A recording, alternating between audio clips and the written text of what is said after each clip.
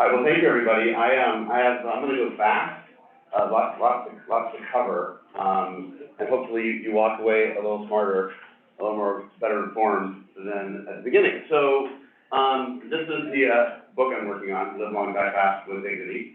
I think we all kind of want to do. So, when we talk about longevity, at least where I come from, I'm San Francisco, Silicon Valley. Seems like everyone's investing a lot of money and spending a lot of attention, throwing billions of dollars at science projects. And so this is like all some of the stuff that comes across my desk on a regular basis. And I'm going to go into kind of talk about each one of these things a little bit over time. Even if you don't know what it is, I'll explain it to you. But the first thing is like, this is what we should be focusing on now, is the basics. Because a lot of this other stuff is like scientifically way out there. And I'll drill into that. Really briefly about me, I didn't introduce myself. I'm an internist, run what looks like a family office for health and medicine. I started practicing 25 years ago. For anybody who's heard of concierge medicine, the concept, I started that movement in San Francisco 25 years ago, and it's helped hundreds of doctors do the same thing, now thousands. We have offices around the country. There's one in Miami, but you can't see it. We work with all the top hospitals and the top experts. All of the doctors in our practice are highly pedigreed from like amazing institutions. They're basically physician scientists. So we're constantly dealing with, and we take care of people who run family offices, and we're also the doctors of many multi-family offices, those families specifically. So we have to bring the best and highest quality advice, opinions, expertise to these families. So real briefly, I went to UC Berkeley undergrad, and I studied philosophy and physiology. And the interesting thing about those two things is that physiology is, you're a scientist, you have to get the answer right. Of all the wrong answers that exist, you have to get the right one. And when you study philosophy, you don't really care about the answer, you care about the question. And you spend all your time trying to get the question right, which is a funny thing to do because there's no big market for philosophy, but there's a big market for science. And so, in medicine and in science, you see a lot of people getting the right answer. But did they get the question right? And if you get the right answer to the wrong question, like where are you? Like you have the wrong answer, but you think you have the right answer. So there's a lot of nuance in when you start looking at science to make sure you get it right. I took a little detour after Berkeley. I became a high school teacher in Africa, and I wanted to tell this brief story about my time in Africa because I think it's important to the story of longevity. I lived in the Nyabago Plateau overlooking Lake Victoria, far from anything. I taught chemistry, physics, and biology in Swahili. They weren't the English speakers up there. There is me. Back in the day, this is a little area where I had to go collect my water down the cliff. And so this is a story about longevity. These are the women that had to collect the water on that little cliff area that I showed every day. And they literally carried this water on their heads and would walk a really far distance. And I had just come from San Francisco and wound up in Africa in the middle of nowhere, no electricity, no running water, nothing. And one day, in my mud hut that looks like one of those things there, you go to bed when the sun goes down and you wake up when the sun comes up because that's what you do. There's no other light. I heard a bunch of noise not too far from my thatched hut, and I was like, what's going on? So I walked about 20 meters away from my place, and I saw all these women with urns and all their kids in a great big line. And I was like, well, what's going on? What are you doing here? Like the water fountain comes off the side of the mountain. And they said, look, somebody put a spigot here. And they'd never seen one before. And there was like, you've seen the movie, The Gods. There was literally a spigot in the middle of a farm, and water was coming out of it, and this woman had an urn underneath there, and I was like, wow, there's piped in water up here. I can't believe it. Where did this come from? And it must have been in the works for a long time. So I went back to my hut, and I grabbed my little cup, because I wanted some water to make my instant cold coffee and brush my teeth. So I was the teacher in town, so everybody knew me. I was the only white person in the whole village. And I walked up to the front, and I said, hey, do you mind if I cut in line and just fill up my little cup instead of the big urn? And the lady's like, sure. They call me Juan and Jordan. Sure, Juan and Jordan. So I was filling up my cup, and I realized the cup was filling up slowly. And then I thought, I bet they'd never seen a spigot before, and they turned it, and water came out, and they took their hand off it, and then water came out. So I was thinking, using my Western, efficiency-minded way of thinking. I'm like, huh. So I looked at the lady and I said in Swahili, I don't speak Swahili anymore, I said, hey, can I show you something? And she said, yeah, sure. And I turned the water up really fast and it came gushing out at like 10x the speed. All the women in the front of the line, like they jumped back and whoa, like they had never seen that before.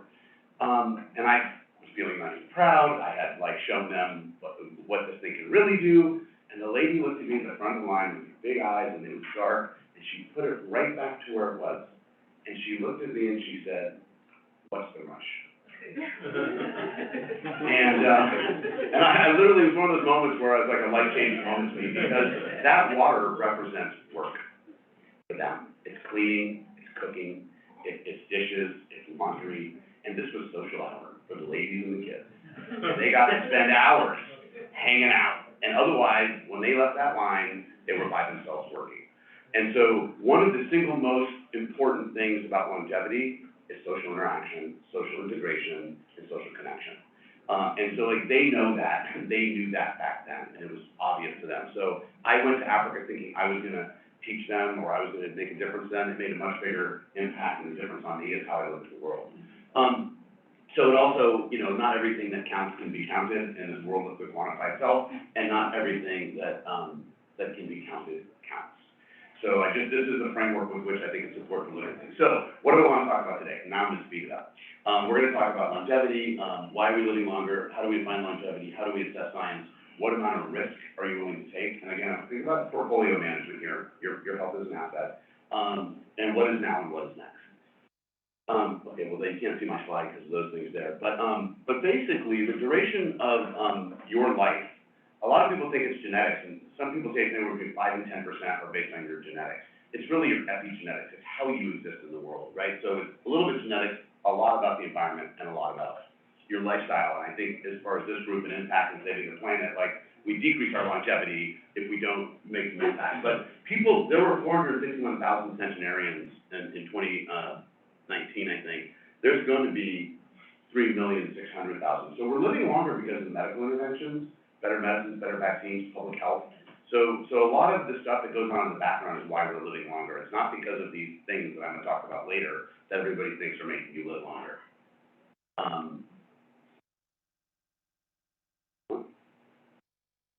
Hold on. All right. Knew what my next slide was. I would. There we go. Oh yeah, there we go. So this is me. Everybody, so my definition of longevity is making it to your naturally programmed expiration date. Where's the date come from? I'll get there. With the little amount of, with the least amount of intervention by the healthcare system. Ultimately, every minute that we're spending in the healthcare system is a minute we're not spending in our life, doing the things that we want to do. So we want to get away from that. So if I live to 79 point whatever, then that's my expiration date, right there. I'm right there in the middle of it now, but I think I'll make it to 100 because of all the things that I'm doing that I'm going to go through in this slide. But so the definition of longevity is it life extension? People conflate a lot of definitions of longevity. Is it living longer than you're supposed to? Making it to where you're supposed to? So you can't read the top of this, but it says epigenetic velocity. Epigenetics is really how your impact of your environment and your lifestyle affects your biological clock. If you have low-grade inflammation, so like inflammation is good. If you bang your toe and it gets inflamed, or you get a Charlie horse or something, you know, inflammation is good in the short term. It is not good in the long term. So low-grade inflammation basically speeds up your clock. So if you think about your naturally programmed expiration date, you want that clock to be going at its normal rate or slower, certainly not faster. Sorry, guys. I'm with you. Okay, cool. So can we move that picture real quick? So the question I would, if we can't, we can't. But this is basically your life. At the age of 24, the little bone in your pinky stops growing and you effectively start aging. And so that's really the, so the question is which one of these, so we're depreciating assets after the age of 24. And the question is, what is the slope of the curve of your asset? And what if I could shave off a couple basis points of velocity? You know, you take it all day long. And the question is, we don't really know which one we are here. I mean, you you wouldn't make a $10 million investment and go have one board meeting for 45 minutes a year, would you? Probably not, but with our help, we see the doctor once a year, random, check a bunch of things, and we're not getting a lot of data points to understand what our trajectory is. So there's a lot of smart ways you can do this. So I think about portfolio management when I think about health. There's cardiovascular health, there's metabolic health, there's cancer risk, there's physical health. I didn't have a slide to show it all, but there's mental health, and there's all sorts of other things that are important to think about when you think about your health. You are a basket of risk, and what's important for you to understand, much like when you're investing, is what is your risk tolerance, what are your goals, what are your time horizons, what are the black swan events, what are the things that come out of nowhere, and how do you build a whole thesis around your health, which is your most valuable asset. So this is, someone sent me this slide, this is a family office, this is, you guys know this better than me, but this is kind of like all the things that a family office does, maybe more. And I looked at it and I thought, there's something missing. Right, health. Nobody talks about health when they talk about, everything's an investable asset, but they don't consider themselves part of their portfolio, which I find interesting. So I'm just trying to rethink a little bit and get other people to think about their health as the most valuable asset. So what's really important here is the hierarchy of scientific evidence. So this is, I like celebrity doctors, I like celebrity chefs, I like celebrity Hollywood people, I don't like celebrity doctors.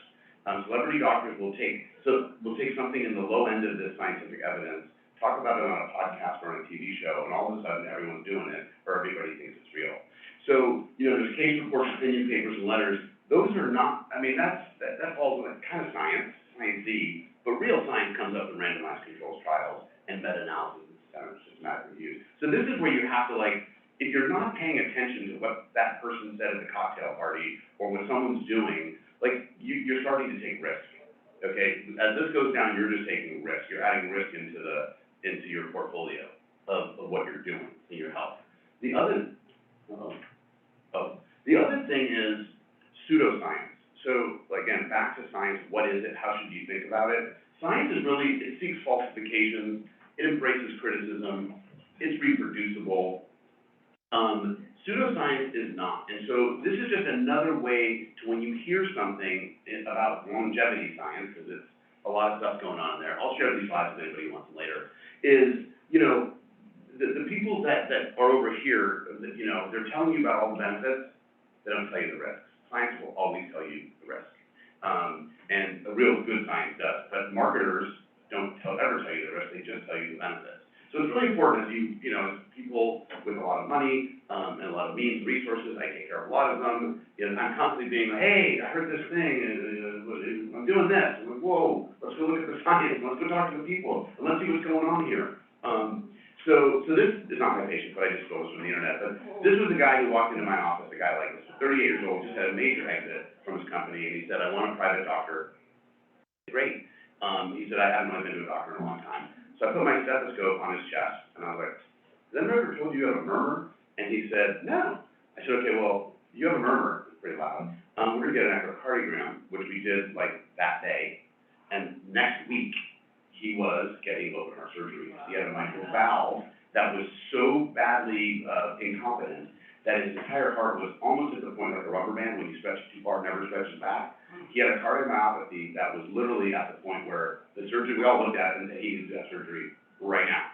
3 little kids, this is me in the operating room, and you can see it was scary. He made it, he's doing great. Yeah, well that was just thank you. That was a major one. I've got a lot of other versions of it, which I'll go through that are minor ones, but they're still life-saving things. But this is what most people don't know. Leading cause of death in the United States, heart disease. Second, cancer. Third, medical errors. Now, I was talking with some statisticians the other day, and if you actually factor in the amount of handoffs that happen in hospitals, errors might be at the top of this list. But this was a British Medical Journal study. So, who's got your back? Who's actually managing your asset? A lot of times people think, yeah, well, I'm smart, got a lot of things, resources, I can manage my own. No, you can't. That's why you hire people to manage money. You hire people to help you manage your health too.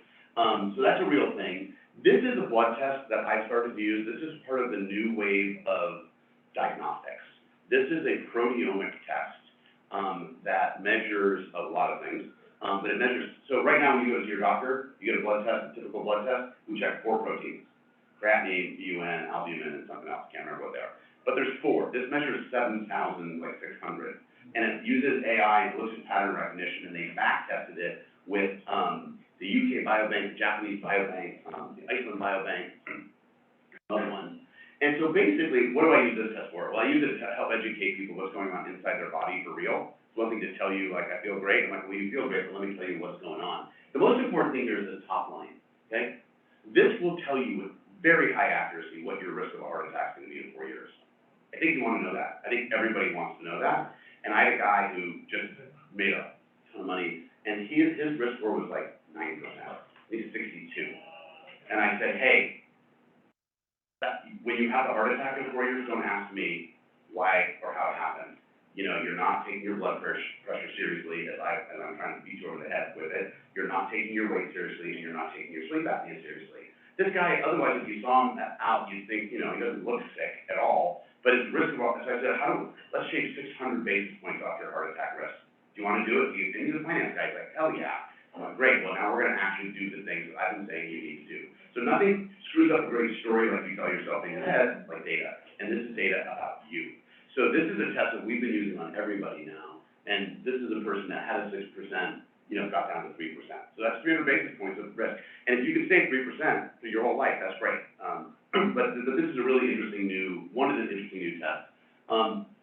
There's another test, which you may have heard of, called the Grail Gallery test. It's a cell-free DNA cancer test. So right now we check for breast cancer, prostate cancer, colon cancer, skin cancer, and what I missed. There's like 4 or 5 cancers that we just screen for every year. This is a simple blood test that big, looks at DNA in your bloodstream. It's from a cancer. It reconstructs the DNA strand, and it will tell you 42 different types of cancers that you could have at early stage. So I can't prevent cancer, but I can prevent it from killing you by catching it early. So this was a 38-year-old guy, and it came back colon cancer on him. And I was like, okay, that's got to be wrong. Like 38. He wanted to do it. I don't really recommend it on 38-year-olds, but there was an article yesterday in the New York Times, I don't know if you saw it, that colon cancer is on the rise big time in everybody, starting at the age of 35, which is weird. We haven't figured that out yet. So anyway, this was during the pandemic. So he wound up getting a colonoscopy. It was a 2-centimeter tumor in his transverse colon, stage 2B, had surgery, radiation. He's like 2 years out and cancer-free now. He would be dead by the time of his first colonoscopy at age 45. He's in the Black and brown community, right? So he basically was so impressed by this test that he wound up taking a bunch of his money and buying a bunch of these tests for a lot of other people with cancer risk in their family in communities of color, which was amazing that he was trying to bring that awareness. And then this is the usual result that I like to give people. I used to take a screenshot of this and text them, like, good news, no cancer this time. But we just caught on a 42-year-old woman last week. It said anal cancer, and we're like, okay, that's the same, you know, and we looked, and, you know, we had a dermatologist look, and there was a little teeny thing there that was taken out and done on her, and that would have gotten pretty bad fast, and, you know, you catch it late. So these are all, so what is longevity? It's making it to your naturally programmed expiration date without one of these things catching you up from behind, and, you know, data is power. So the way I think about longevity is basically, this was a proven safe. You can't see it. There's safety and efficacy. These are the vectors, right? If it is safe, if it's effective, it is probably approved by the FDA. It is probably a pharma, or it's out there in the world. So those are things that you should do if they're known. There's something that's proven safe and not effective, and it's like vitamins. Like there's no real big study on, unless you have a vitamin deficiency, there's no data to suggest that vitamins do anything for you. So you just have expensive urine, and you're spending your money. That's cool. But, you know, it's no harm, no foul. Like, it's just spending money. I mean, obviously, if you're getting pregnant and folate, there's places to take vitamins, but for the people that just take tons of vitamins, you get all the vitamins in a healthy diet, full stop, if you eat a balanced meal. Then there's the, it's effective and not safe. Okay, the effective and not safe is people doing HGH and testosterone and hormones, and like, yes, it definitely makes you feel better, it may give you more muscle, but it's not safe, so you're gambling with your health at this point. So this is gambling with your money. You lose money, whatever. This is gambling with your health. And then if it's not safe and not effective, you're an idiot, right? Like, why would you do that? And there's a lot of people doing stuff that is not safe and not effective, but they heard it at a cocktail party or somebody's promoting something on the internet, and I don't understand it. So, you guys all know what NPV is, net present value. I learned that term as a financial term, not a medical term. So I was like thinking about net present value, and then I thought about the time value of money, which $1 today is worth more than $1 in the future, which is why you get interest, right? So ostensibly, your time of your health when you're 50 is more valuable than because you have more vigor and energy than when you're 70, maybe. The thing is like, this is your natural course of your life, the top line, and you just cruise on and then it ends it. If you're doing longevity interventions, right? And there are doctors that are putting people through these crazy regimens where they have to do this thing every day and not every week. They're spending moments of their time for some perceived future benefit, which might not happen. And in fact, it may actually shorten your life. We don't know. So it's a double loss. You have a shorter lifespan, and you spent most of your life doing things that didn't work and will shorten your life. And even if it did lengthen your life, going from like 96 to 102, or maybe it's going to go from 96 to 96 in 2 weeks. Maybe we have no clue what the downstream like longevity, length of life extension would be. But I do know you're spending a lot of time, valuable, precious time now doing something. So these are what works now. So I'm going to show you kind of a bunch of different things that when I coach my patients and members. It also talks about shortcut. There's a little joke in here, but you can't see it because of the thing. So, avoiding processed food. We know. I could say eating healthy food, but I wanted to put the processed food in there because it's so important. Regular sleep, intermittent exercise, social integration, which I mentioned, optimism and happiness and curiosity should be there. Regular sex. I had a sex expert on a panel with me the other day, and we were talking about somebody asking, can you have too much sex? One of the questions, and the answer is men can, women can't. But that's a whole other conversation. Being outdoors lowers your blood pressure by 5 points, lowers your cortisol. It's really important. Social media has no benefit, like that's a negative. Having purpose, enjoy. You tell that to your clients? Yeah. I mean, I'm not on Instagram I'm on anything, so. I'm on Nike, so I'm pretty good, right? And a medical partner that you trust, specifically, like, who are you entrusting all this data and coordinating with and humility? These have all been shown scientifically through meta-analysis that these will improve your health.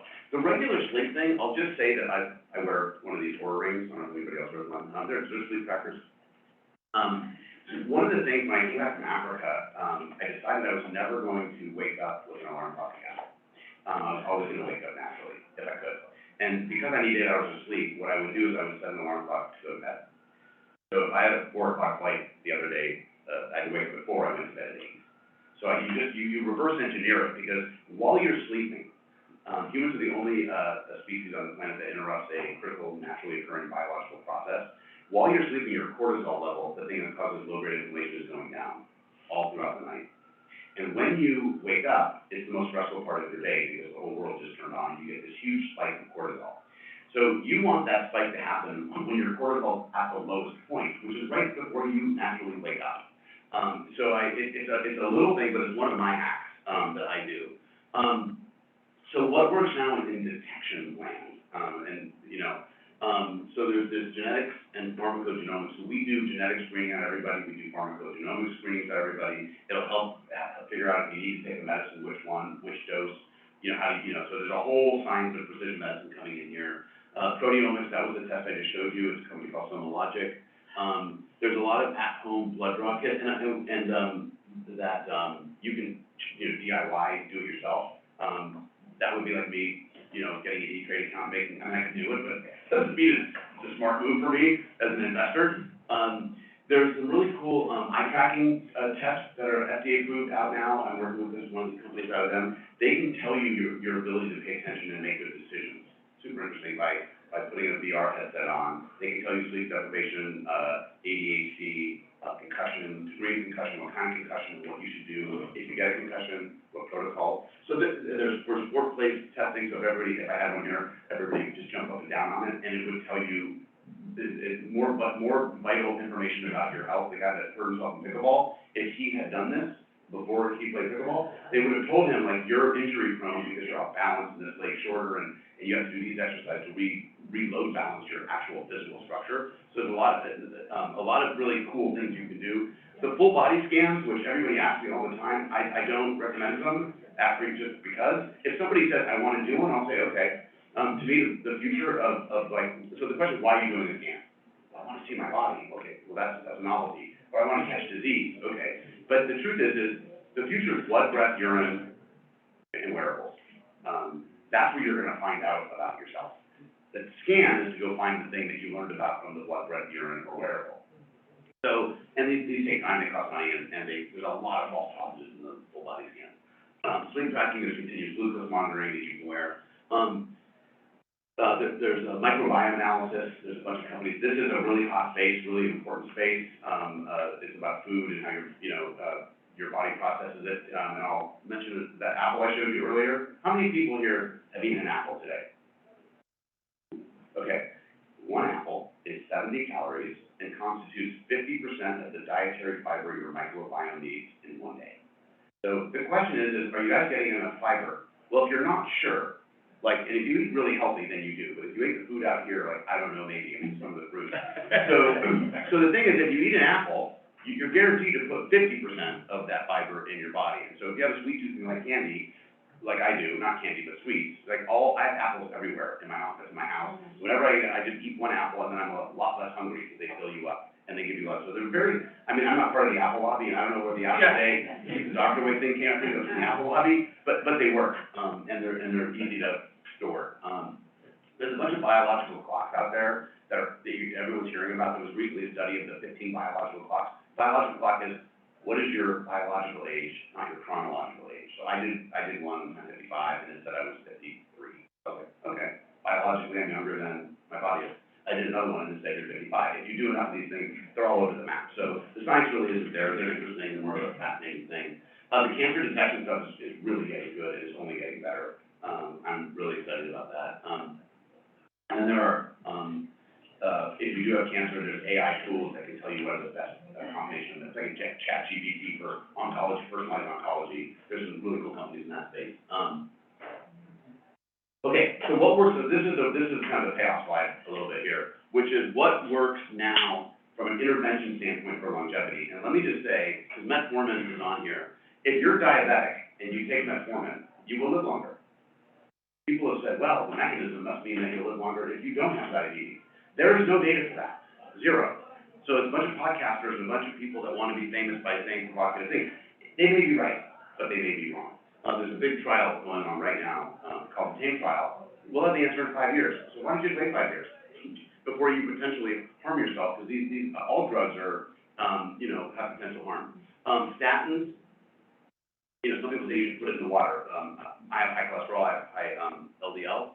By the way, LDL and blood pressure are things that everybody should know their numbers stone cold. So LDL, when I finished medical school, your LDL was, 130. What was the target, and then it went to 100, now it's 80. So you think about LDL, you think about smoking. So we talk about how many years did you smoke and how much did you smoke. Now we talk about how much LDL did you have going to your heart for how much time. We call it LDL years. What was your LDL year? So you really do want to have your LDL low. It is a known thing that works.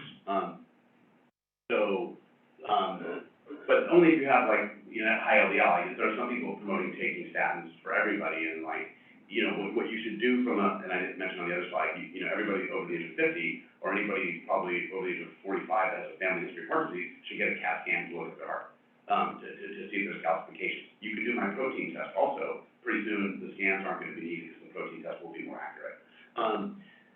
Cancer treatments, now we talked about that. These work from a medical standpoint, but if you look at my longevity thing, what does the science say? What is the strength of the science? There's not a lot there. Hyperbaric oxygen chamber works great if you're either an athlete, you have bends, if you have burns, but there's zero data, on if you're just a regular person. I was just talking to someone here earlier that there's some companies you buy that you walk in and for $15,000 you get hyperbaric, a couple times, and they charge people a lot of money, and then they make you exercise for a couple of days too, and the real longevity benefit is they make you exercise, not the longevity, but no, who's gonna pay $15,000 to have you exercise? So there's just a lot of gimmicks and schemes and things that target wealthy people. IV therapy, yeah, it's great if you have like, you're dehydrated or, something, but like all these IV drip companies and IV, NADs, which is what NAD was somebody out here.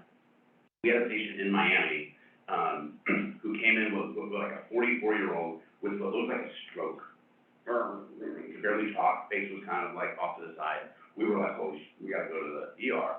And as we were doing the intake, it was like they just had an NAD drip from one of these services that come to your house and give you an NAD is a molecule that is, works on the mitochondria with oxidative stress, and there's a lot of promise in mice and in worms that like this may make you live longer, but just FYI, 90% of all research in mice does not make it to humans. Before you switch over, what in psychedelics, you've got 2 stars. Yeah, so I just hosted an event with the top psychedelic researchers in the country, and obviously plant-based, most of it. But for people with PTSD, addiction, depression, crippling anxiety, all the preliminary studies are showing that it really does help with the set and setting and with the proper. Have you met Eric? He's at Northwell Hospital. Oh, Yeah, it's hugely positive studies. Hugely positive studies. I mean, they're not at the like I said, my hierarchy of scientific evidence, like they're not up at the top yet, but they're all moving towards the top. So I'm very optimistic that this would be imagined. I mean, and by the way, for those of you who invest in pharma, cure is a bad business model, and plant-based things are a bad business model. So like there's a big battle brewing between pharma and all of these plant-based psychedelics for mental health, and mental health is a real problem, especially now. The pre and probiotics, like that's also getting some really interesting evidence on the microbiome. The microbiome, I talked about the apple. Yeah, the microbiome, which is 3 trillion organisms that live in your gut that are not you. They make 90% of the serotonin in your body. Serotonin is a happiness molecule. So guess what? If you're not feeding your gut, you're not making a lot of serotonin. If you're not making a lot of serotonin, like, you can go down the slope of being depressed, anxious, and just generally mental health off kilter. So feeding your gut is really important. So there's a whole bunch of companies in the space that are trying to come up with supplements. Instead of eating an apple, take this company called Seed that I've used on a guy with rheumatoid arthritis. And I mean, I don't know if it worked, but like he changed his diet, took this microbiome supplement and you take off methotrexate and all the other biological agents. So super interesting. So going back to the statement I said, like it's effective but not safe. So this is a patient of mine who didn't tell me that he was taking testosterone at high doses that he got from a plastic surgeon in Reno. Yeah, by the way, trust me, people are ashamed and they don't tell me stuff, but I find out, like the data doesn't lie. And this is not even the worst one. So I look at his blood count, this is hematocrit. Well, so I mean, I should have showed all 3, but his cholesterol went up, his blood pressure went up, and I'm like, dude, there's something really wrong with you. What's going on? And I couldn't figure it out. Oh, I tested testosterone, it was super high. I'm like, are you taking something? He's like, yeah, I'm taking some testosterone. How much? I was like, I don't know, I get it from the doctor in Reno. So I called the doctor in Reno and like unloaded on me. I'm like, you're a freaking plastic surgeon. What are you doing giving testosterone to people, like, and not checking it? If this number gets to 60, he's gonna have like, his blood's gonna turn into honey, and he's gonna have a stroke in his head. He's gonna have all sorts of problems so I had to like bloodlet him for 3 months to lower the viscosity of his blood. And I call that shortgevity, that's not longevity. But he said his sex was great and like he, and like he never felt better. I'm like, yeah, you're gonna burn right out into like a big problem. So, he eventually got religion on that. So what's coming soon? What are the things I'm kind of interested and excited about? So there's this continuous blood pressure monitor. So generally speaking, when you check your blood pressure, it's a one-time measurement.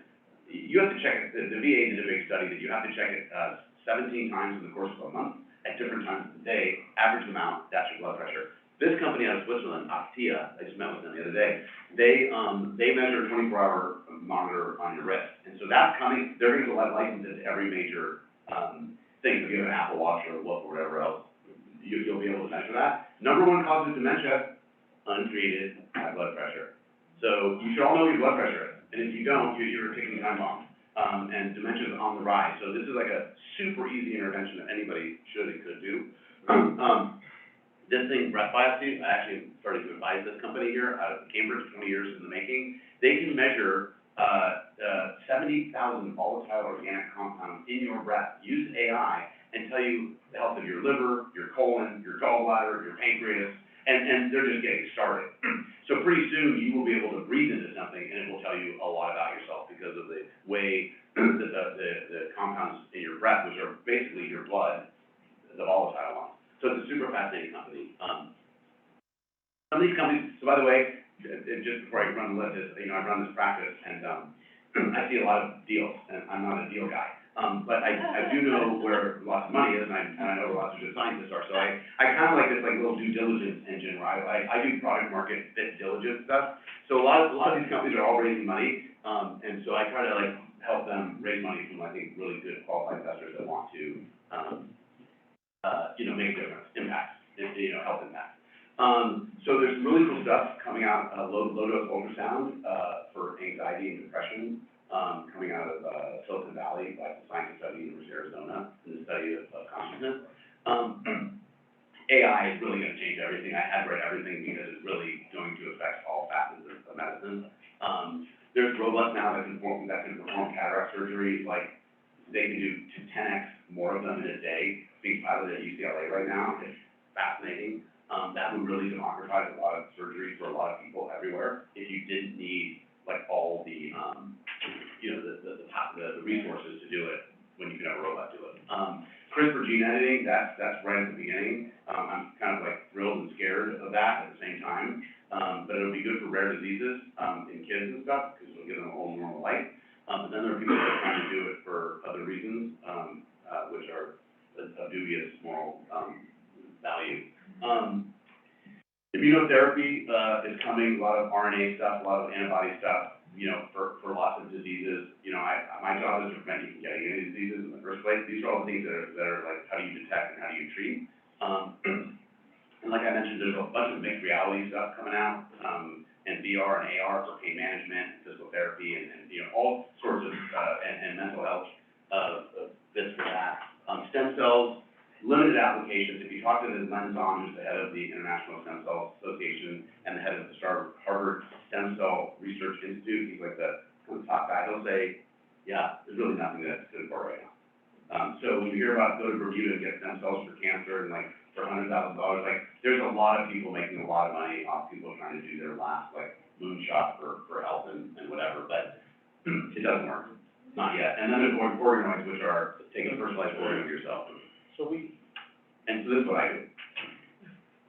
This is my little routine. I didn't put my sex calendar on there though. But everything else. So these are some of the things that I do for myself. Again, I'll share these slides out. Awesome. But I'm too heavy for the text. yeah, there's sheets on it. There's So what we're gonna do is ask we're gonna have a few more voices here, and then we're gonna have a show of hands. Who wants to go learn about the oceans? Well, more broadly, what Fabian is talking about. Who wants to talk about longevity? Who's interested in energy transition discussions? Because I need to know that by shows of hands so that I can figure out the room. Each room will already become equipped. I don't know what you think about wine. With some wine. So wine. So if anyone's don't be a downer. No. Hey. I'm gonna say the solution to solution is solution. So if you're gonna have a glass of wine, have a glass of water before and a glass of water after. That's what we said during law school, and then we threw it out the window since we got the bar. Well, but you have to do that. It's bad for your liver. No, I hear you. I promise. So, but we have two other panelists with perspectives on this, but that was fascinating. Yeah, Thank sorry you. that went a little. One last thing, I just wanted to give a shout out. I started a nonprofit called Eat Real. We're trying to change the menu of the largest fast food chain in the United States, which is our public school system. And so we are now going in with chefs, and we have 503 schools, 2,000 in the queue, and we are actually bringing in farm to school foods. So the kids, our future generations, are getting really healthy foods. and I think that's really important. And the last thing I'll say is, like, if you wanna follow, like, the stuff that I read, I don't do social media, but I post all the interesting science on longevity on my LinkedIn, thing, so that's a place for you to go back and see what I read and what I thought about it. Fair enough. So you can find me there, and if you wanna subscribe, I put out a thing every other month. Okay. For those of you who weren't here earlier, I'm Mona Javari, and my organization is called Music Beats Cancer. And Mark just asked me about music and longevity. Yeah. So, like you spoke to that. Social interaction, you spoke to that. But essentially, my background, I'm a cancer researcher by training. I do a lot of my work at the National Cancer Institute. So I was a scientist turned biotech entrepreneur when we had a discovery in our lab, and then realized just how difficult it was to commercialize the science that Jordan has shown us, that there are many things now, right, that people are commercializing. But in my seat right now, I see there's just no shortage of ideas. So we talked about oceans and we talked about space, and in my world, it's about exploring the human cell. And we've been doing that for decades as a country. In fact, we had a cancer moonshot in 1971 with NextGen. We declared war on cancer, and because we were going to the moon, we should also cure cancer. So since then, the rhetoric has been to fund research for the cure, but scientists are not looking for cures. We're innovating, we're discovering. Not all of those ideas make it. And a lot of times they don't make it because of lack of funding. So our charity is a crowdfunding platform exclusively for innovators working on solutions for cancer. And the idea here is to allow these innovators to raise a round of non-dilutive, I call it passion capital, because it's so difficult to find even those small checks of $50,000 to $250,000, but they're so meaningful because they de-risk. And then they allow the investors to, when they come in, to determine whether or not those ideas are really commercializable, if that's the word. So that's what we do. And then music-wise is we partner with independent artists and with the music industry, like groups like iHeartRadio and so forth. And we just spread the word, and we help rally the crowd. And in fact, you know, when I launched Music Beats Cancer, it was like 2014 when we began, and it was really rejected because people, first of all, they had never heard the word biotech and then the word crowdfunding, and it wasn't clear why we would be supporting entrepreneurs when we should be supporting researchers. And things changed during the pandemic, when suddenly we had a new, public, and they could say words like mRNA, and they understood who Anthony Fauci is, and that, because there's so many leaders, scientific leaders out there, but the public is unaware of them. And this is where things changed for us. We felt we live in that interface between science and innovation and the people. So that's where we are, and I'd love to talk to you guys about it if there's questions. Hi, my name's Karen Moon. I'm going to keep things very short because I don't want to keep it from line. But really short, I'm a data geek, former founder in a predictive analytics company, and also an investor, and advise and invest in mission-driven startups and funds, and that's just what I'm passionate about. As it relates to this topic, I thought one thing, I did my homework and I was like, I'm going to keep this very short, but around this idea of like what excites you and stirs you the most around this topic, I've actually been researching longevity, and specifically in the modality of preventative care, where we're moving from a society of treatment towards prevention. And I think what's exciting is we are, as you know, and actually I'm going to bring this up because it's not like an answer, but something we should all think about. One of the most exciting things about this moment in time today is kind of the tipping point we're seeing. So, and there's three things that I think are going to drive incredible innovation, but I'll also leave you with what's a concern that might hold us back. And there's two examples that we can talk about offline more detail, but I just want to leave it with you guys. And so before I share those, just want to ask a quick question. How many of you here in this room know someone who is affected by breast cancer? How many of you wish that you knew earlier? So as we think about, you know, and then also how many of you are excited about the advancements in AI and how it's growing at an exponential curve? Okay, so these are all interesting trends that are obvious now. So let me just take a step back. What's exciting about this moment in time today is it's like trifecta. So I do a lot of time series analysis, measuring tipping points and how that applies to markets and investing of like when you early, late, et cetera. So right now, more than ever, we have extreme, you know, exponential advancements in AI and genomics.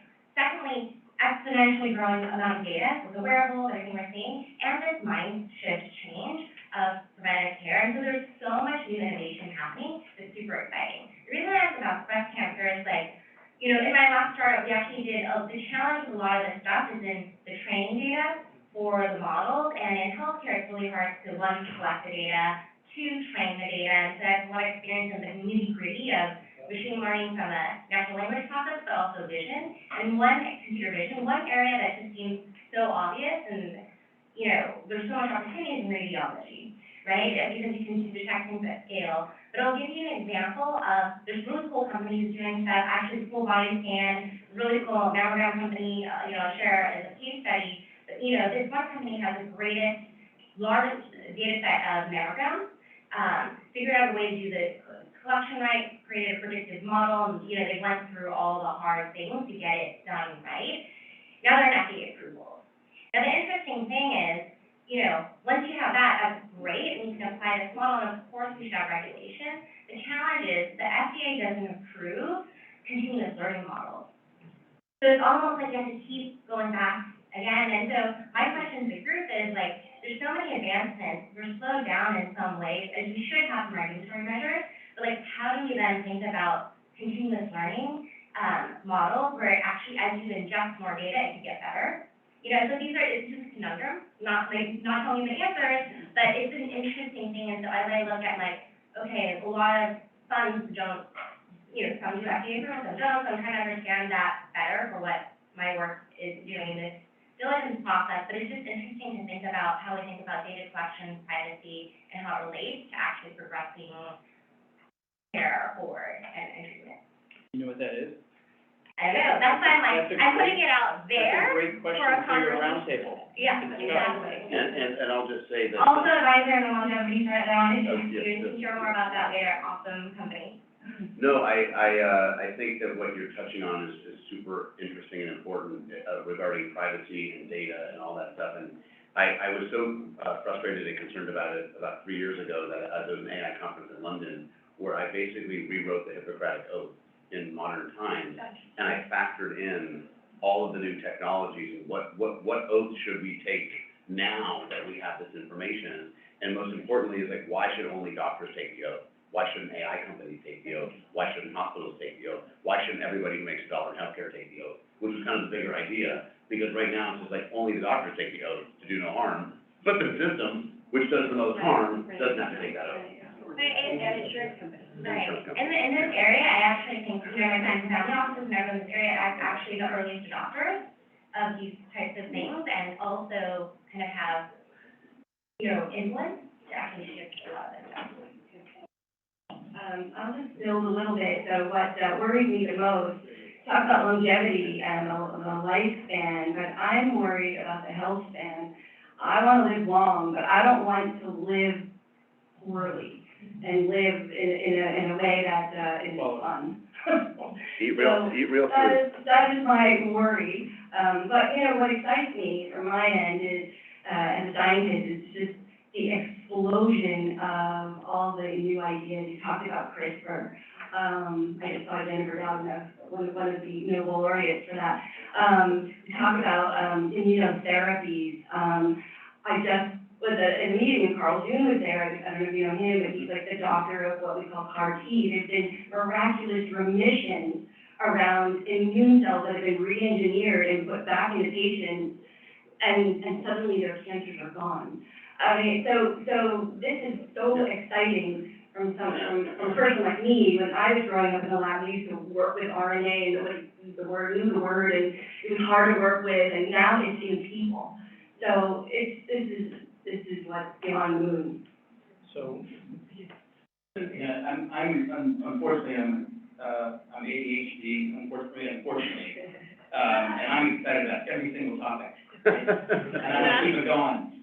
But then there's this part of me called Jim Hawk, that keeps me like, okay, let's stay on time. You can vote with your feet, I guess, most importantly. I think we're gonna put, this topic, longevity and health tech, in the Millennium Room. If you're interested in the oceans, with Fabien Cousteau and his team, will be by, it's in the large kitchen, which has a beautiful view of the city and a ping pong table. And if you're interested in clean tech generally or energy transition, come here. If you're in more energy transition here, if you want to, say other parts of clean tech towards the back. So again, if you want to live longer and in a quality way. Who wants to do that? Thank you. Right over here in the Millennium Room. Thanks, Mark. If you want to change the world through the oceans. Mark, most important part. And then on the way, there's wine that you can grab, white and red, and take to your breakout. And then we'll meet in about half an hour, debrief, and continue to mingle among each other. And if you miss the ocean, I'm cynical, I've seen it all over time. Oh, good, thank you, I'm glad you enjoyed it. Yeah, not yet, there's a group in this room. One is London, followed by London. Got 10. We've got 10. Then maybe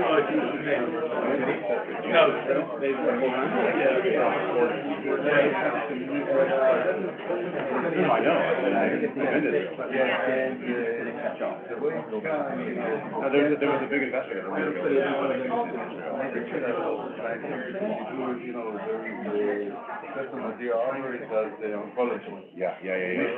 I know Ron goes, I don't know if you know Ron, you didn't make him call this. Yeah, I'll hit you up. yeah, but I meant the ones that are I wanna talk about your hydrogen. as opposed to everyone in the. Okay. I know what you mean. And the guy at the front desk. Yeah. Okay, great, where are you based? All right. Carol, I'll see you tomorrow. Okay, I'll reach out to you. Okay, please do, thank you. Yeah, no, we have a great team in New York. I don't want them having a program in. Yeah. Go like it. Bill, nice to see you. Good to see you as well. It's really interesting to hear all this stuff, not the least of which, my daughter just started in the Oh, wow, congratulations. Thank you. Good job. For helping to put the bill. Oh, well, you're here, so. That's right. Well, my dad told me, when I'm gonna pay the first 2 years, you're gonna pay the second 2 years, and if you go out and finish and do it all right, then I'll pay the other 2 years back later. Because you'll take out the loans to be able to pay for 2 years. Yeah. But it's really interesting to have your perspective on things, because I know she sort of told John is kind of what direction to go to, and traditionally,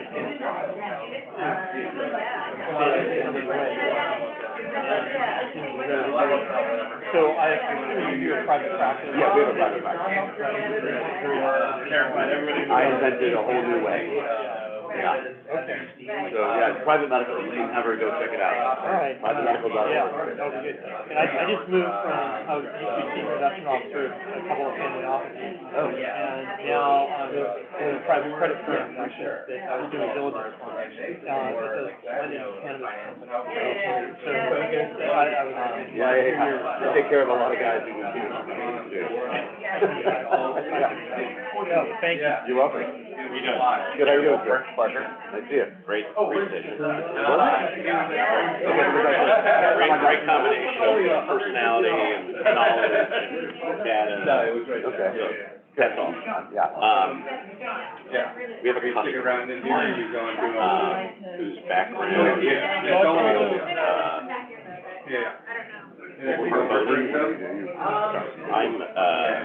I do stuff in the climate, so, but we were also working out of Bermuda, my background is digital finance in the US. You know, I do learning. So you were a founder of my neighbor, my brother, Barney Trouble. So I know if you look, I'll tell you more about that in a second, but, I wanted to reach out to a client, it's Mike Gershon. He sold for Gilead, way back when. He now has a new company that's called MA. And what he's tackling is a data issue, for payments and insurance. Oh, I think we're talking about this. Yeah. But more importantly, and I think he has already started to license essentially digital IDs that connect to patient data. And I think that there's ways I'd like to talk to him. to data mine, the things that he's doing. And he's doing like, Michael Gershon, Gershom. And he's essentially selling digital IDs for patient data out of other countries. And so from your perspective, it's all about data. It's all about finding data, and the more numbers you can get, the higher viscosity or, More power. which one? All the power. Hi there. I'm the only actor here, right? What's that?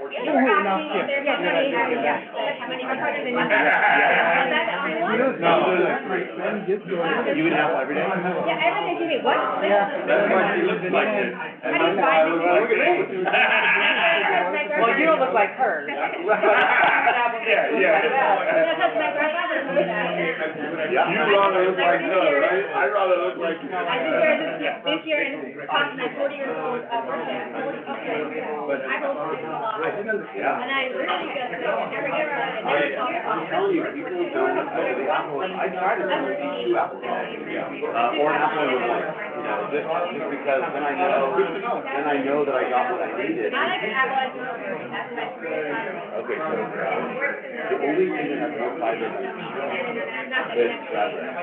Oh, that's why. Really? That's why? That's why. I don't know, I didn't know that about that. Size Like, my grandmother told me apple, and my favorite is honeydew. Oh, yeah, me too. You do? Yeah. Can we see you? And we're based in Florida, right? So we're based in Miami, New York, San Francisco, LA, Silicon Valley. I mean, we have people who are all over. No, I'm a NextGen leader, technology company, October 11th. I'd love to have you or anyone. Where?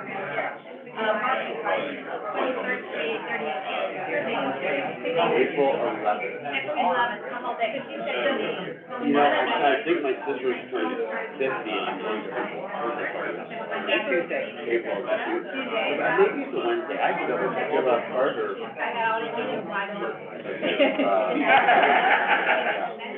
I'll get you.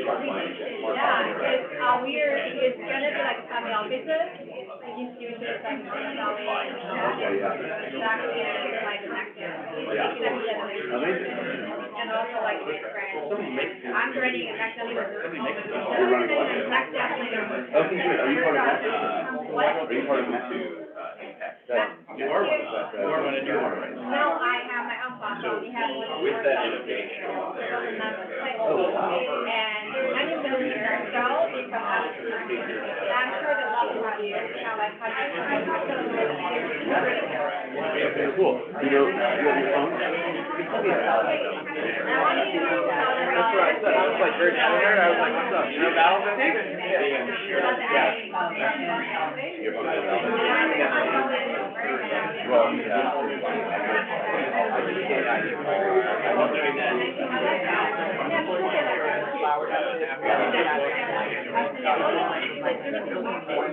And anyone interested in exploring the oceans with Fabian Cousteau, follow me. We're going to the big kitchen.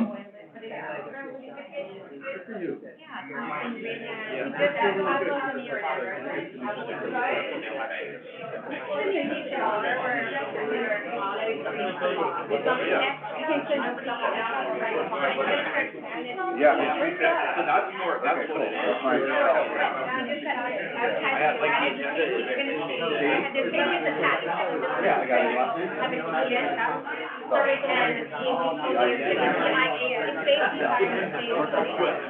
Which part? I know that that's safety. What's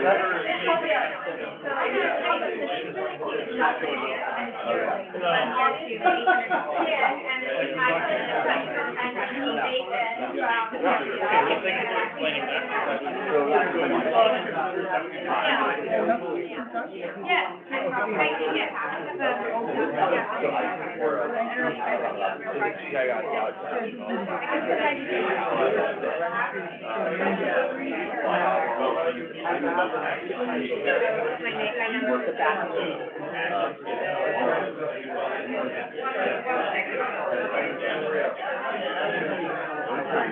Yeah, sure. Right. All the big.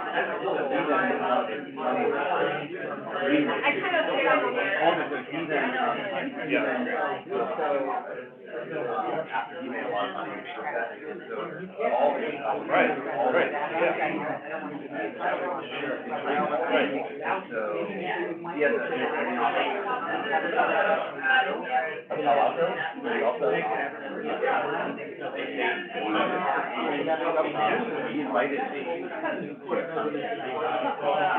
He wanted me to open up. Yeah, you should. So you met with Jude Wang.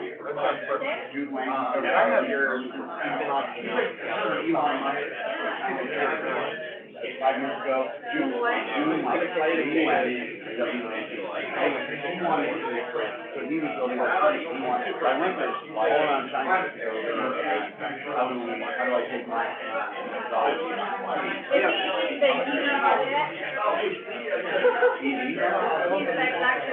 Oh, I'm sure. I got it? Yeah. I'm out of here after that. So I'm sure we probably.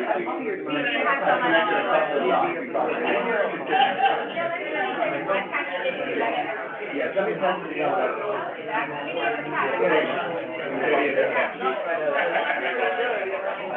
Jordan like a jackrabbit. Georgia like a no water out. Hopefully we can get you started.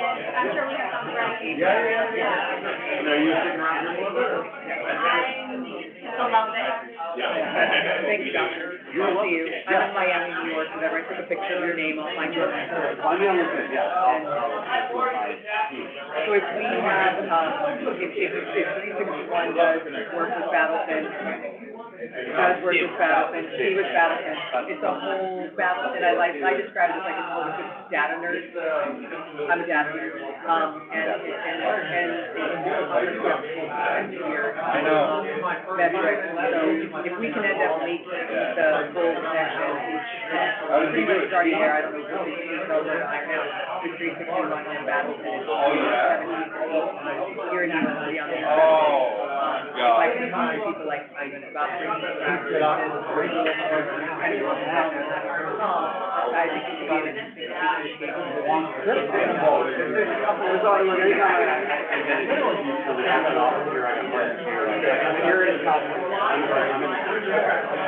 Heard you guys have a cyclone. all right. Yeah, I did write about it today. Windows getting knocked on a building. Energy transition over here.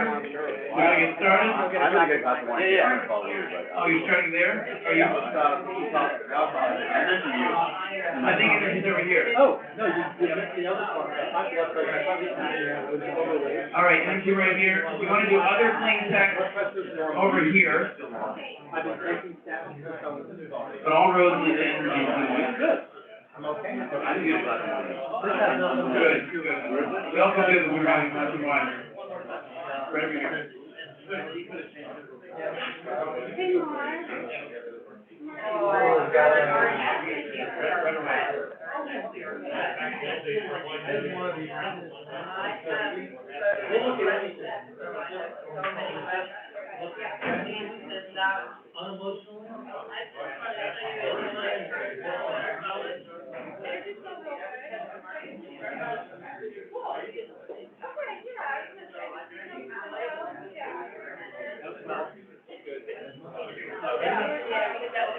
Don't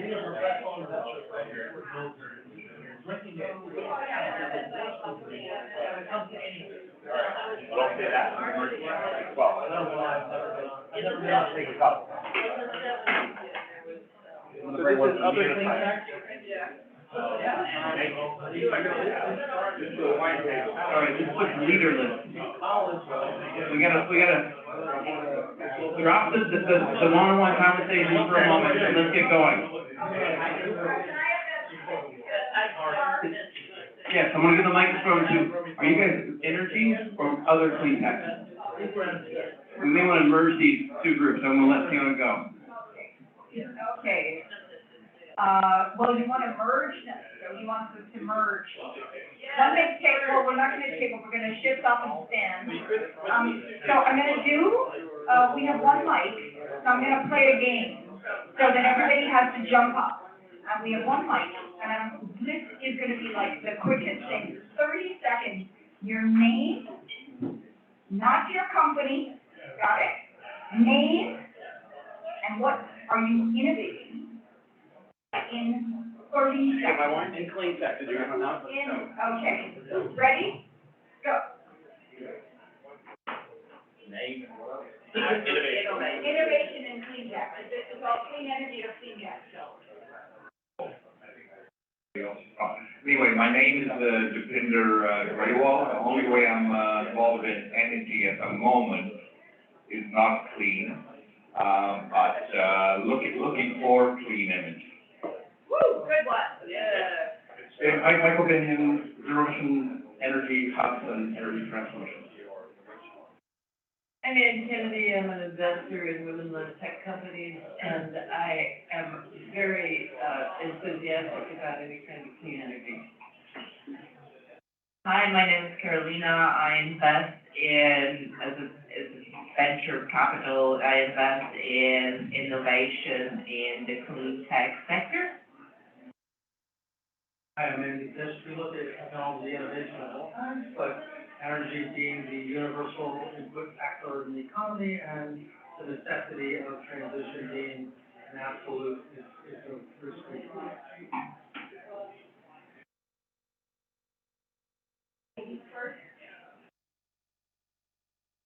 I'm Ivana. I'm part of the 361 team based in Germany, so we're helping to organize conferences and investment. Bowman Journey, I focus on private capital, raising private debt, but I'm originally trained as an electrical engineer, so I study the energy markets pretty consistently, and I think we can use blockchain and other related infrastructure credit to assist to clean tech. Michael Smith, living in Germany, having my own family office and helping Market Village to run the show in Europe and in GCCs. I'm structuring companies in clean tech and climate tech to get bigger and to get faster to the market, as this is an important topic. Shai Ben-Zul, Electric Global, hydrogen energy, last mile, solid state solution. Helping companies grow from late seed to Series C through institutionally scaled capital and ongoing investment. Darren Wolfberg, taking big data sources, IoT sensors, APIs, linking them to blockchain for purposes of securitization, and TCFD climate compliance.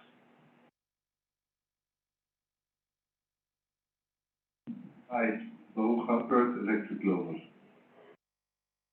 So, Duran Soshansky from the Landa Group. So what we do in clean energy is we have developed a demetallization technology for solar panels. Hi, Adam Wasserman, former regulator, currently executive director of Republica, bringing together leaders in finance like yourself who are interested in focusing on responsible investing. Hi there, Marcel Miana, founding partner of Senko Hydrogen Capital. We are a private equity firm raising a fund to invest into the hydrogen ecosystem and capture attractive returns for investors, but also doing good for the environment. Andrew Greeley, investor, working with Aaron too at Triangle, helping institutions, kind of get on board with new asset classes and opportunities, technology that will really help drive all the clean energy, just through greater adoption.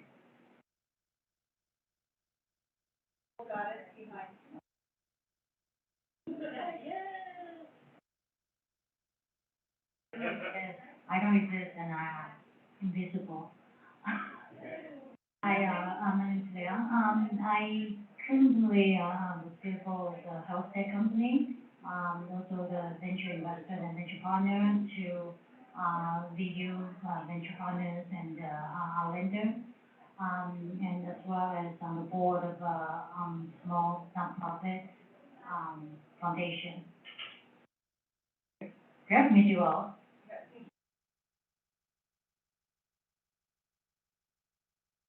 Is this a self-intro? Yeah. See what?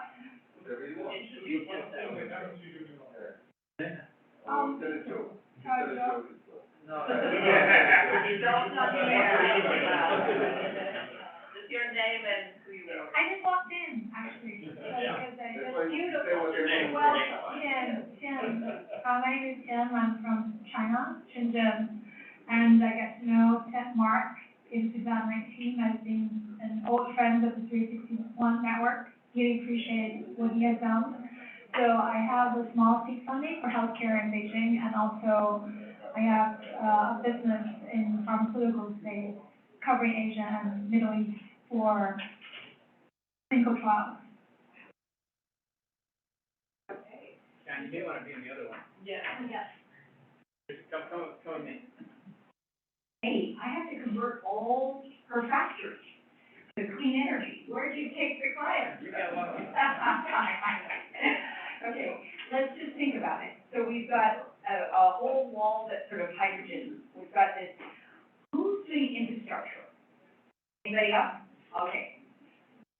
So I'm gonna give the two on infrastructure a go, because I think it's really important.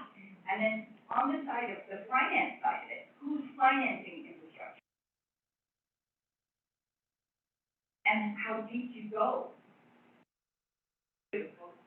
Yeah, how deep is your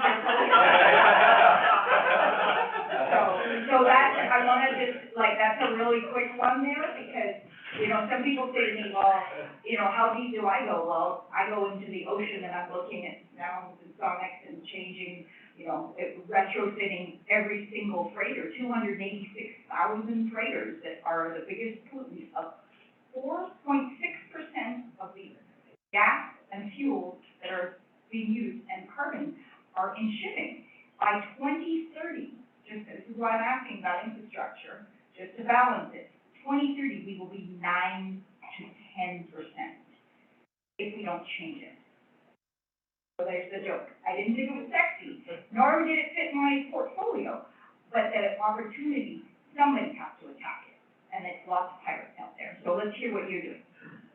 Okay, I'll just make a general comment. I come out of the oil and gas business, and I'm here talking about energy transition. There's nothing I heard today that I don't hear in my general life. But what I didn't hear anybody talk about today, that the oil and gas industry is in the midst of completely reinventing itself again. And I would say as investors, I would just realize that it is an extremely high-tech business. It has enormous control over it's 80%. If we take coal, it's more like 50% of our world energy systems. Enormous amounts of money being invested in reinventing it. And what I'm doing in particular are zero-emission energy hubs, which is all around producing and consuming within that hub natural gas at zero emissions, consumption and production, no offsets and credits, actually just zero net emissions being emitted from that site. And I think, like we've just done full cycle analysis studies out of University of Montreal, we're lower environmental impacts in wind and solar. Now, this is not everywhere, but it's in this controlled industrial hub. So I would just keep the idea open that, like the idea of nuclear, right? It's the transition from the old nuclear to the new nuclear. You're not competing, energy's not competing with the old oil and gas. you'll be competing with the new oil and gas. I think that's important for people to think about. My company, as I said, we've got projects that we think are lower emissions and lower environmental impacts than a lot of alternatives. In the place we put them, not on ships or other things. Well, somebody's gotta transport the shit around the world. Right. So, are you up? But then I'd like to bring back in the lovely. Tell me where it is. Go first, then they're gonna come up with that. I don't know what I'm going. I'll go first. Really important. So essentially, when you think about it, there's two sources of capital for infrastructure. One is gonna be banks, okay? And the second is gonna be asset managers. Whether that's venture capital, private equity, or, the large, multinational institutions. All of them now have a framework of compliance that they all have to adhere to. And what we're trying to do is take all that capital and deliver assets in a compliant way to all of those asset managers, whatever they may be doing. And what we do to do that is we take data sources, whether those are, the big energy companies that are transitioning to algae or other sorts of technologies that they're testing, or scaling solar for farmers so they don't have to run misters to cool their cows in the summer. And basically, we're providing the tools for all of those participants to aggregate the data and to link capital, so that the private enterprises can be unleashed on this market. And that's really what you need in order to see evolution, really scaled evolution from a world of pilots and first commercial stage to mass implementation of digesters that take manure from farms and recycle natural gas and develop NP and K on a recycle basis to farmers, with your byproducts being soil amendment and water. Every one of those, all of the climate solutions in the world are connected to big data sources that are connected to markets. And it's about taking all of that data and demonstrating the economic impact as well as the climate impact. And that's what we do. We aggregate all that data. We link it to assets so that asset managers, VCs, private equity firms can all see one set of books, the same way that you have a stock symbol, you have the high, the low, the last price on the day, the volume on the day. We do that for all assets from climate compliance to from an economic performance perspective. So, thinking on that, just thinking about data, I am going to remind everybody, because I am a data, little piece on data around the world, because it's very important. Most people, more than 80% of the globe does not have high-speed internet or data access. So, I love you, but we'll argue about that one. Because when we want to talk about inclusion and diversity, that is part of even where my enterprise. One comment that is 80%, that 80% is producing maybe 10% of the carbon. I will actually flip it, they're probably producing less. Agreed. They're about 2 to 4%. So you want to argue carbon? No. I got those stats on. They're here to me, and I got that backing there. You're agreeing. Right. No, I'm not, I'm agreeing, but the core is, I want to bring it into reality, is that, we are all sitting here. And where do we bring, that was really, this XPRIZE, I should tell you, my XPRIZE team, I am not allowed to give them $1 nor 1 cent, because I curated the team of Indigenous leaders in the communities. So that's a really important part, is that I need others to help in. The common with that is the more privileged you are, the more carbon you produce. And that's exactly it. So, anyway. Our operations are Starlink, and that's it. Even Starlink is charging a fortune. No, they're super cheap. And they're super cheap, trust me. But the village beside us, nothing, no electricity. So you're right, but for larger industrial operations, data, all villages, they do not move a lot of carbon, they're not. They should have solar. solar at a local level, I think and which is hard to Okay. do, hard to do. I actually have not invested in solar since 1986. Got it? So you're talking to the wrong gal there, but that's okay. You know, Forrest. Don't get, because others can, you guys can, you ladies and gentlemen can, but there was a point where we were very involved in clean energy and arc nuclear, which has the only financing for a new semi-nuclear into Nova Scotia in Canada. So others can do solar. I already did that in 82, 87 in Bangladesh, so you keep going. But there's other energy sectors that are important, and I want to hear what you're doing. So, and forest. I mean, forest and soil and seeds are what I personally chose. So everybody gets a choice. Thank you. I didn't mean to be abrupt with you. I just wanted to know if there was a particular reason, and it's clear. Been there, done that. You know, what's wrong with the rest of you? And bought back the loans for the women that got sold shitty loans. Yeah. So, at our fund, we invest in the technology-enabled companies, which obviously would include, not infrastructure so much, but all the things you're talking about, data, that is of keen interest to us, and also, any sort of, data gathering and production methods that come up. So we are still looking for such a company. On a personal level, and I was telling Andy this, I started my career in 1970 in marketing in a nuclear utility in upstate New York. And I like to say I drank the Kool-Aid, which I understand isn't cool to say, but it meant that I still believe in nuclear. But that was a long time ago, and we were talking about fusion then. Now, fast forward, I now live on the North Oregon coast. We have a lot of wind. And the dirty little secret, very dirty secret in Oregon is that 40% of our energy comes from coal. Not Through Canada. Yeah. Through Vancouver Port, because you don't Yeah. let it come in your Yep, port. that's right. Through Vancouver. Yep. Keep going. Yep. Yeah. But remember, we have the largest river in the United States, and we have dams on it, and even that hydro isn't enough. So one of the things I look at right now is what are the opportunities in solar, which oddly enough, in the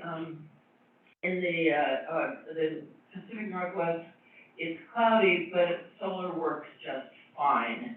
And so I look at that, but I also, one of my questions to put out to all of you who work in this, and particularly with your interest in oceans and the water and noises for sea creatures, I really related to that. I hear there's a lot of debate, because obviously, the amount of wind we have on the North Oregon coast, and I tell you, it is fierce.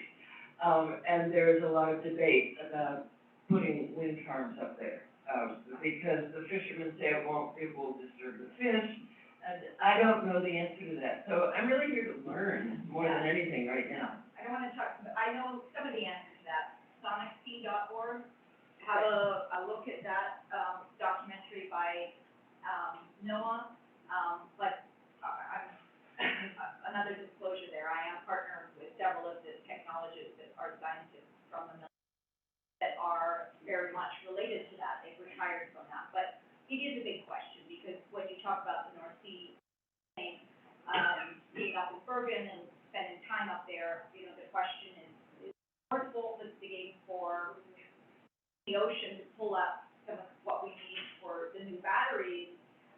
Fracking, is that the problem?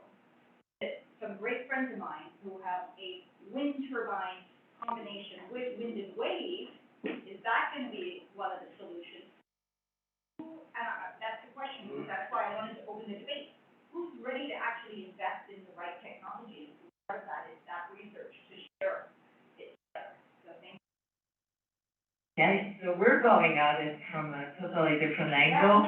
We work with universities, but in the UK, especially such as Oxford, Imperial, Cambridge, and other science centers, to source so-called enabling technology and smart solutions. So for instance, if we're talking fusion or nuclear, we would invest in new materials for extreme environments.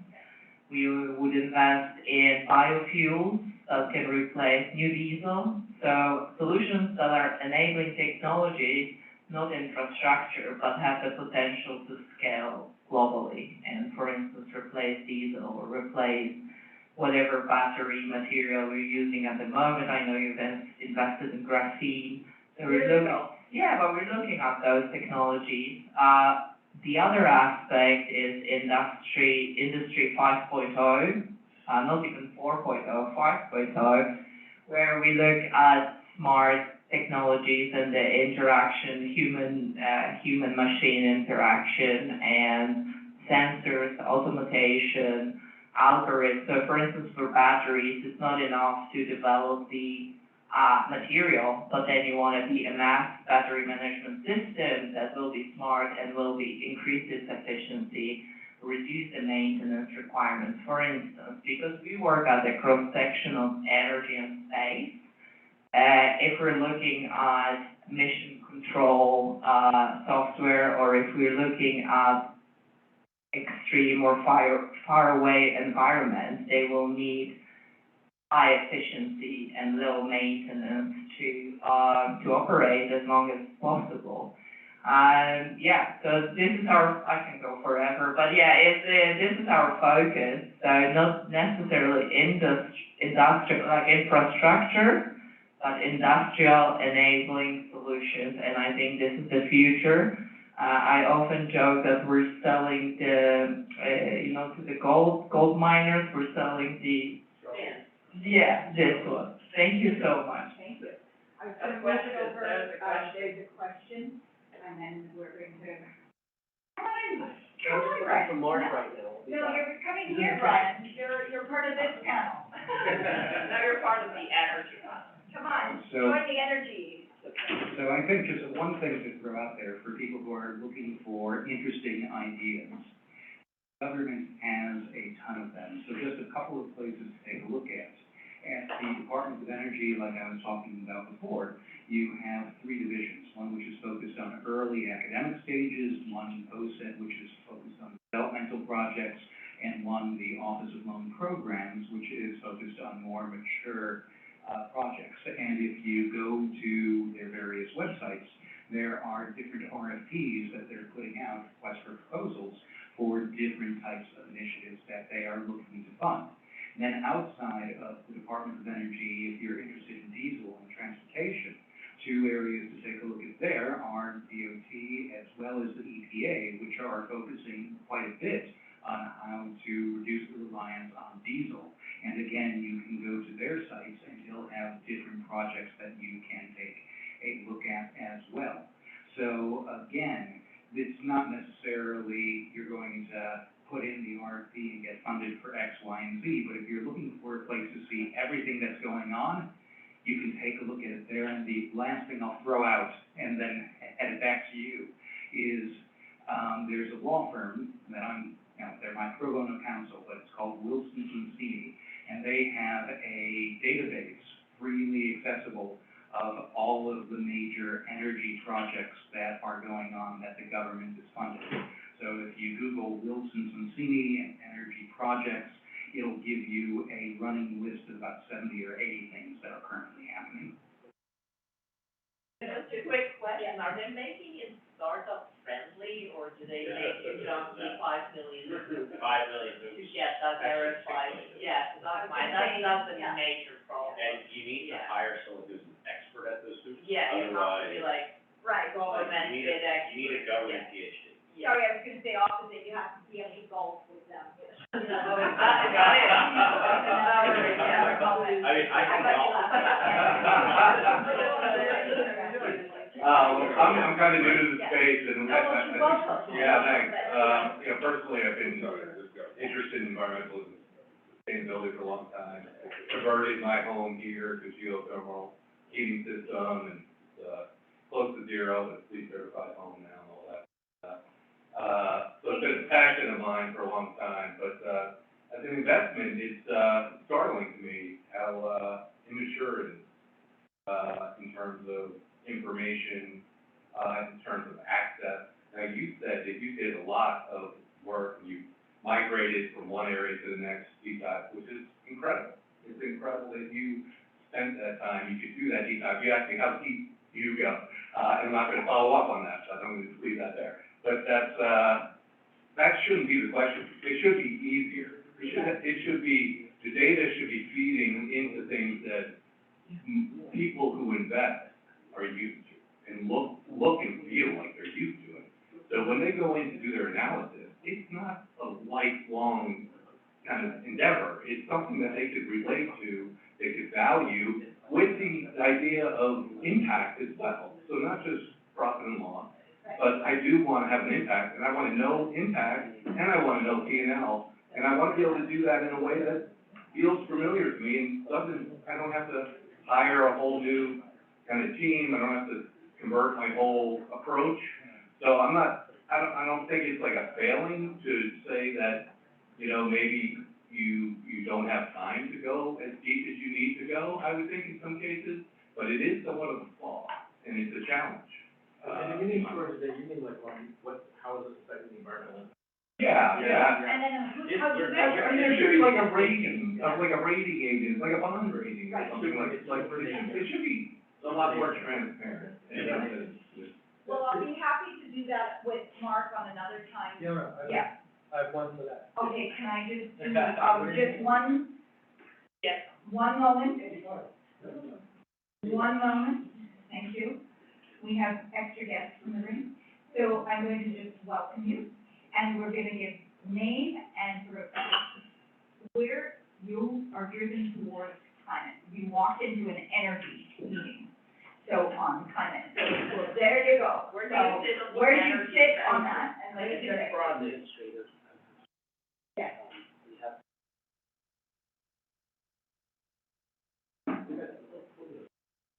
We're wrapping up this, everyone's gonna come back here in about 15 minutes. We can't. I was about to say 5:45. I don't know the time. Sorry. So. All right, this is five minutes. Yeah. Dennis is doing something that's huge. Get it. You go first. Yeah, hi everyone, thanks for welcoming me, sorry for being so late. My name is Marco Frazier, I come from a media background, and my interest in intersection with the environment and energy side is through, I worked a lot with the Sundance Film Festival in Robert Redford, through the belief that storytelling is very important for educating and activating and motivating people to act, and so that's the angle that I push this subject. Hi, good afternoon, everyone. My name is Dennis Ramsden. I'm the founder of the Bihar Foundation, and I'm also the Chief Development Officer for Justice for Women. What we're doing is something unique. I think it's probably the first in the world, is we have aggregated a lot of professionals, experts, who has finished technology in the space of green energy, system architecture, water sustainability, biodiversity experience, and we are master planning in South Africa currently, our first project, which is 250 square kilometers in size. And the whole idea is to break down the problems that is causing poverty and environmental stress and build it back up sustainably in a master plan framework to address poverty alleviation and address climate risk mitigation. So this is currently taking place right now. It's being backed by 12 billionaires through Justice for Women in Los Angeles. And currently in fundraising, we are also launching a concert program, a global concert branded program to educate the masses, bring in the public to participate. You deserve a half an hour for this. We've got 10 huge family offices behind us. The project is massive, and it's going to be a proof of concept. This is a concept today of like breaking things down, regenerating.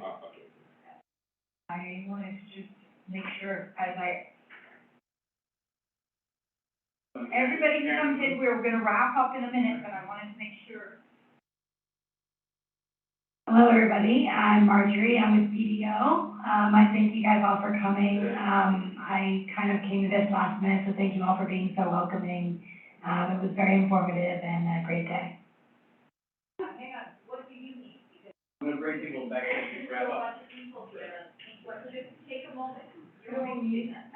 I'm just super happy to make connections with you all. You've all been super open and, great with all conversations. So, yeah, come and talk to me if we haven't talked already. The energy, the intro of name, you know, most of you failed the test. Did anybody notice that I said, don't say your company name, and you all failed? Hi, Karen, interested in learning.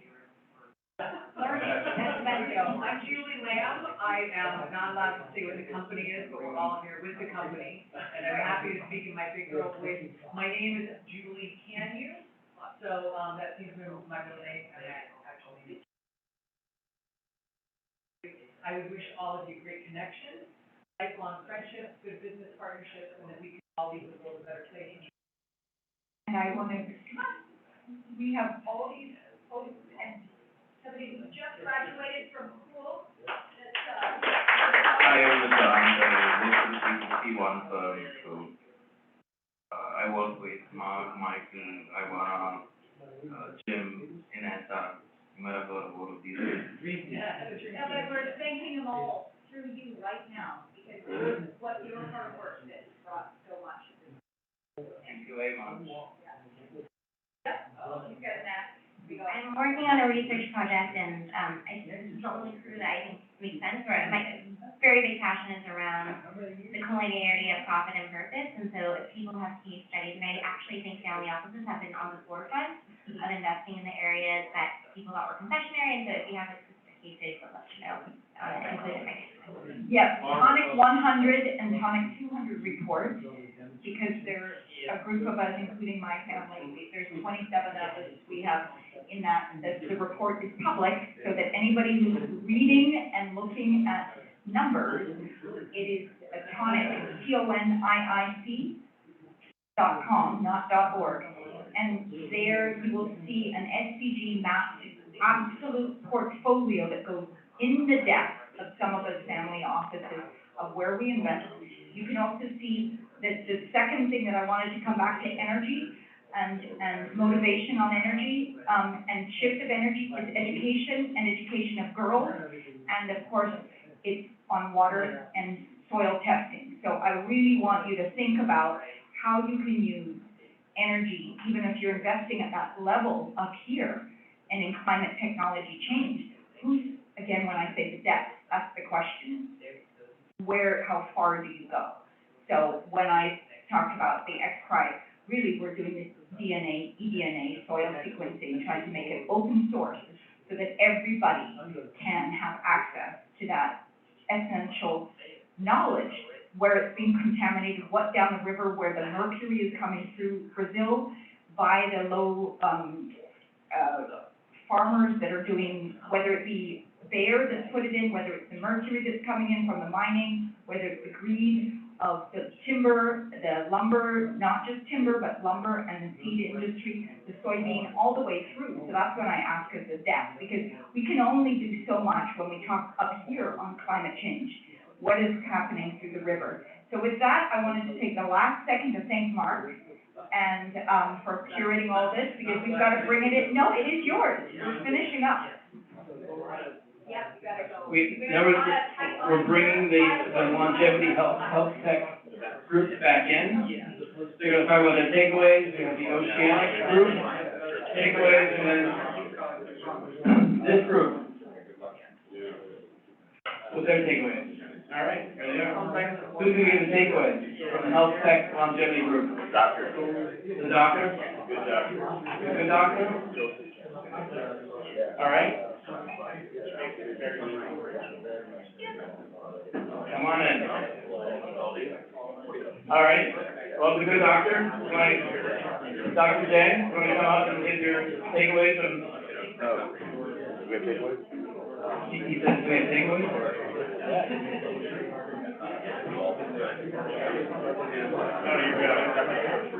Let me conjure up my deck. All right. Stephen Burke, do you want to give takeaways on the oceanic? All right, Lisa. Come on up.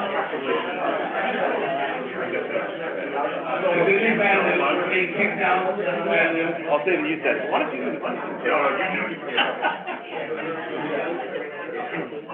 Want me to do takeaways first? No. Well, I think Lisa is gonna come up first.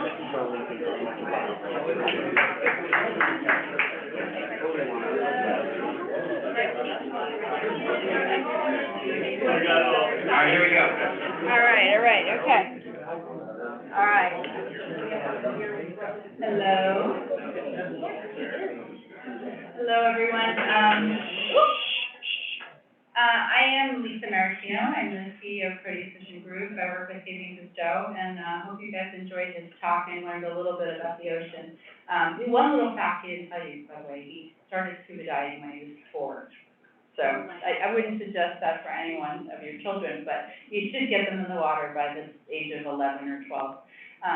As he said, it was like his classroom. We're New Yorkers, we do it at 6 months. There you go, exactly. So we had an interesting group on our side, and some of the takeaways, I think, one is everybody wants to help on the, in any way they can, they ask me, what's the biggest constraint to what you're doing, and I always have to say capital. But partnerships, they're really important, right? Public-private partnerships. That's one of the things that we're really emphasizing at Proteus, is it's not just one, it's about NGOs, private capital, it's about, private corporations. And we're starting to see a real big trend in corporations funding ocean science, funding, and not just greenwashing or blue washing or whatever washing. They're really intentional, and they have their hearts in the right place and what they want to do. Companies that you would not expect that are knocking on our doors that really do want to fund some great stuff. Can you mention the industries that are most interested or most best candidates for funding? Space is huge, and, I think that there is I think they could use some lessons on how to save some carbon footprint, but also with the decommissioning of the ISF, they are all. Come join our 361 firm community of investors and thought leaders. We have a lot of events created by the community as we collaborate on investments and philanthropic interests. Join us.